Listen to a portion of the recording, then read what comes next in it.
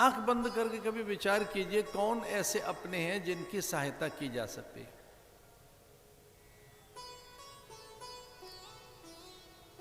कभी सहायता अपने से, अपने अपनों से, अपने स्वजनों से, जो दीन हैं, दरिद्र हैं, साधनहीन हैं, जो अभावग्रसित हैं, अपनों से भी आरंभ कीजिए। दरिद्र को ढूंढने के लिए किसी झोंपड़ पट्टी में मत जाइए, दरिद्र को ढूंढने के लिए घर में ही है कोई, अपने भी आसपास है। कोई स्वास्थ्य से दरिद्र है, कोई संस्कारों से दरिद्र है। हम सब दरिद्र तो हैं, किसी के पास विवेक नहीं है, विचार नहीं है, हम दरिद्र ही तो हैं। कोई धन से दरिद्र है, किसी में औदार्य नहीं है, तो उदारता की कमी के कारण भी तो दरिद्रता ही है। कुछ लोग विचारों से दरिद्र हैं, संस्कारों से दरिद्र हैं, सहायता कीजिए। भगवान आंखें बंद करके विचार करने लगे कि कौन ऐसा है जिसकी मैं सहायता नहीं कर सका। सुदामा दिखाई दिया, पहुंच गए सुदामा के घर। ऐसे समय पहुंचे सुदामा के यहाँ जब उसकी पत्नी थी अकेली। सुदामा भिक्षा लेने के लिए गया था। इतनी दयनीय स्थिति कि भिक्षा में कुछ मिला नहीं कई दिन से। बालक जल से थे, अकेला सुदामा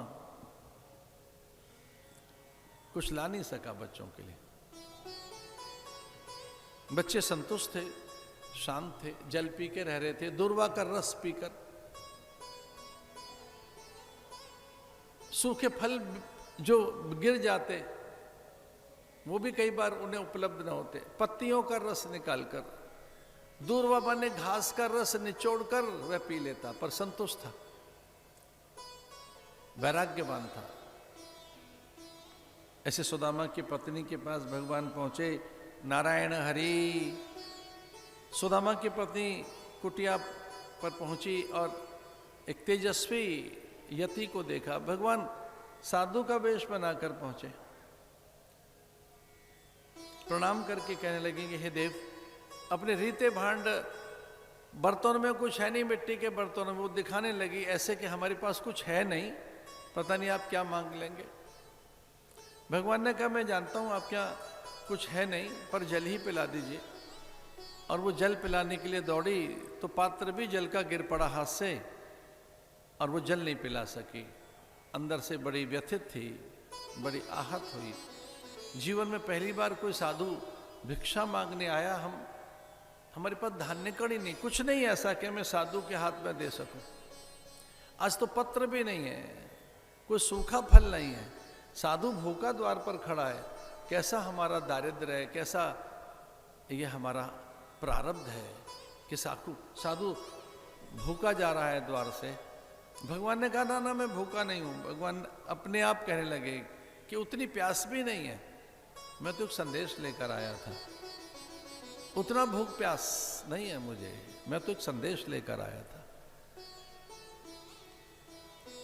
और आपके पति के लिए संदेश है।